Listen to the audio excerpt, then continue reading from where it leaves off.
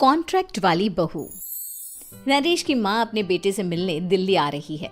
इस बात का पता चलते ही नरेश के दिल में हलचल मच जाती है। नरेश अपनी माँ के स्वागत की तैयारी में लग जाता है।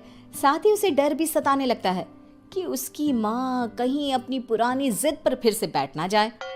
हे भगवान, इस बार बचा लो, अगले साल पक्का माँ की जिद पूरी कर दूंगा। तभी दरवाजे की घंटी बजती है। नरेश दरवाजा खोलता है तो सामने अपने मकान मालिक को देखकर हैरान हो जाता है, क्योंकि उनके साथ एक सुंदर सी लड़की भी थी। अब नमस्ते अंकल, कुछ काम था, मुझे बुला लेते। आपने क्यों कष्ट किया? अरे नहीं नहीं, इसमें कष्ट कैसा, मैं तो बस तुम्हें रीना से मिलवाने आया था। आज से रीना तुम्हारे साथ इसी फ्लैट में रहेगी। अंकल, कोई लड़का फ्लैटमेट नहीं है? एक अनजान लड़की के साथ रहना मेरे लिए थोड़ा अजीब होगा। देखो नरेश, मैं तुम्हें पहले भी बता चुका हूँ कि इस फ्लैट में तुम्हें किसी ना किसी के साथ एडजस्ट करना ही होगा, या फिर तुम अकेले पूरे फ्लैट का किराया दे दो, मैं किसी को नहीं रखूंगा। नरेश अपने मकान मालिक की बात सुन के रीना के साथ रहने के लिए तैयार हो जाता है, पर अंदर ही अंदर उसे ये बात खाने लगती है कि वो अपनी माँ को क्या जवाब देगा जब उसकी माँ रीना के बारे में उसे पूछेगी।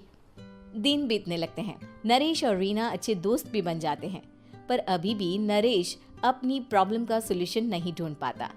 एक दिन नरेश बहुत परेशान सा बैठा होता है। तभी रीना उसे पूछती है, क्या हुआ नरेश, तुम काफी परेशान लग रहे हो, सब ठीक तो है ना? हाँ सब ठीक है, बस एक छोटी सी प्रॉब्लम है। वो एक्चुअली 2 दिन बाद मेरी माँ मुझसे मिलने आ रही है। अरे तो इसमें प्रॉब्लम क्या है, ये तो खुशी की बात है। हाँ रीना, बट मेरी माँ एक जिद लेकर बैठ गई है कि मैं शादी कर लूँ, पर मैं अभी इस चीज़ के लिए तैयार नहीं हूँ। ऊपर से जब वो तुम्हें देखेगी तो 100 सवाल करेगी, क्या जवाब दूंगा? अरे इसमें कोई टेंशन वाली बात नहीं है, मेरे पास ना इस प्रॉब्लम का सलूशन है, जिससे ना तुम्हें शादी करनी पड़ेगी और ना ही तुम्हारी माँ मेरे बारे में कुछ पूछेंगी। रीना की बात सुनकर नरेश सोच में डूब जाता है। वो सोचता है कि रीना खुले ख्यालों वाली लड़की है, कहीं माँ को सच बता ना दे। नरेश को सोच में डूबा देखकर रीना कहती है, अरे क्या हुआ, किस सोच में पड़ गए? डोंट वरी, जैसा तुम सोच रहे हो ना वैसे कुछ भी नहीं है, मेरे पास एक प्लान है। मैं कुछ समझ नहीं पा रहा हूँ, कैसा प्लान? मैं समझाती हूँ। हम ना एक कॉन्ट्रैक्ट मैरिज कर लेते हैं। फिलहाल मेरे पास जॉब नहीं है, तो तुम इस रूम का किराया दे देना जब तक तुम्हारी माँ यहाँ रहेंगी, सिर्फ तब तक। और तुम अपनी माँ से कह देना कि मैं तुम्हारी पत्नी हूँ, इससे वो मेरे यहाँ रहने पर कोई सवाल भी नहीं करेंगी। अरे बात तुम्हारी ठीक है, पर माँ से झूठ बोलना, ना ना पापा, मैं ये रिस्क नहीं ले सकता। कोई और आइडिया दो ना तुम। देखो मंजूर हो तो बोलो, वरना सच बता दो, मुझे कोई प्रॉब्लम नहीं है। रीना की बात सुनकर नरेश सोच में डूब जाता है।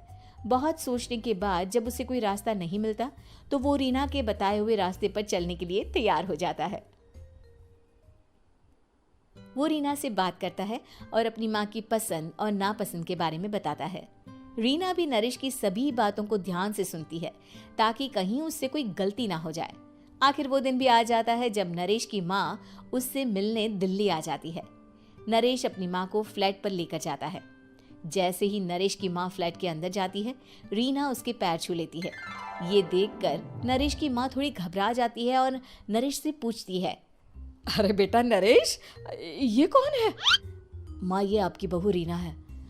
माफ़ी चाहता हूँ, सब कुछ इतनी जल्दी में हुआ कि आपको बता ही नहीं पाया, इसलिए सोचा कि क्यों ना आपको सरप्राइज दिया जाए। अरे बेटा, मैं तो बस तेरा घर बसा हुआ देखना चाहती थी। हाँ, बहुत अरमान थे अपनी इकलौते बेटी की शादी को लेकर, लेकिन कोई बात नहीं, शायद किस्मत को यही मंजूर होगा। ये कहते ही नरेश की माँ रीना को गले लगा लेती है। रीना बेटिया, मेरा बेटा ना थोड़ा नादान है, पर तुम काफ़ी समझदार लगती हो, और मैं जानती हूँ कि तुम इसका बहुत अच्छे से ध्यान रखोगी। माँ आप चिंता मत कीजिए, मैं सब संभाल लूंगी। नरेश की माँ अपने बहू और बेटे के साथ खुशी खुशी रहने लगती है। दिन बीतने लगते हैं। नरेश की माँ और रीना का रिश्ता बहुत मजबूत होता चला जाता है। वो दोनों सारा दिन एक साथ रहती और खूब बातें करती। इधर साथ रहते रहते नरेश और रीना भी एक दूसरे से प्यार करने लगते हैं। दोनों को इस बात का एहसास हो जाता है, फिर भी वो इस बात को छुपा कर ही रखते हैं। एक दिन नरेश की माँ और रीना शादी के बारे में बात करने लगते हैं। रीना बिटिया, ये तो नरेश ने मुझे बिना बताए शादी कर ली, वरना मैं तो अपनी इकलौती बेटी की शादी इतनी धूमधाम से करती कि सारी दुनिया देखती रह जाती। अच्छा माँ, आप ऐसा भी क्या करती नरेश और मेरी शादी में जो दुनिया देखती रह जाती? अरे बिटिया, एक माँ के अरमान तुम अभी नहीं समझोगी। मैं तो अपनी बहू को एक रानी की तरह लेकर आती और शादी भी बिल्कुल शाही अंदाज में करती, पर मेरे तो सारे अरमान ऐसे ही रह गए। खैर, मुझे तो अपने बेटे और बहू की खुशी चाहिए बस। ये कहते हुए नरेश की माँ की आंखों में आंसू आ जाते हैं। रीना भी ये सुनकर ख्यालों में खो जाती है, क्योंकि वो भी मन ही मन खुद को नरेश की पत्नी और उसकी माँ की बहू मानने लगी थी।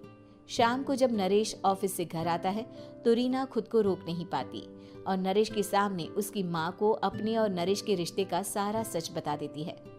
रीना की बात सुनकर नरेश की माँ दोनों से बहुत नाराज हो जाती है और घर वापस जाने की बात करने लगती है। तुम दोनों ने मुझसे सच छुपाकर बहुत ठेस पहुंचाई है मुझे। अब तुम लोगों के साथ नहीं रहना चाहती मैं, कल ही वापस चली जाऊंगी अपने घर। माँ, मुझे माफ कर दो, ये सब मैंने रीना के कहने पर ही किया है, वरना मैं भी आपको कभी ठेस पहुंचाने के बारे में सोच भी नहीं सकता। हाँ माँ, हमने ये सिर्फ आपका दिल रखने के लिए किया, प्लीज हम दोनों को माफ कर दीजिए। तुम दोनों ने मेरे अरमानों के साथ खिलवाड़ किया है, और वैसे भी मुझे अपने बेटे के लिए एक अच्छी लड़की ढूंढनी है, इसलिए मेरा यहाँ से जाना ही बेहतर होगा। माँ की ये बात सुनकर रीना खुद को रोक नहीं पाती। माँ, क्या मैं आपके घर की बहू बनने लायक नहीं हूँ? रीना की बात सुनकर नरेश हैरान रह जाता है।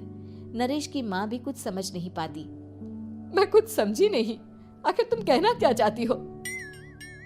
माँ, मैं वो नरेश से बहुत प्यार करती हूँ और साथ ही साथ मैं आपको भी अपनी माँ मान बैठी हूँ। आज जब आपकी बातें सुनी तो खुद को रोक नहीं पाई, इसलिए सारा सच आपको बता दिया। रीना की बात सुनकर नरेश की माँ की आंखों में आंसू आ जाते हैं और वो अपने बेटे नरेश और रीना को गले लगा लेती है। मेरे घर की बहू तो सिर्फ रीना बिटिया ही बनेगी। मैं आज ही तुम दोनों की शादी की तारीख निकलवा दूंगी, बस एक बार तुम्हारे घर वाले मान जाए। उसी दिन रीना के माता पिता भी उनके फ्लैट पर आ जाते हैं। दोनों परिवार आपस में बैठकर बातें करते हैं और शादी के लिए राजी हो जाते हैं। रीना भी कॉन्ट्रैक्ट फाड़ देती है और कहती है, सही मायने में मैं अब बहू बनूंगी, अब तक तो सिर्फ कॉन्ट्रैक्ट वाली बहू थी।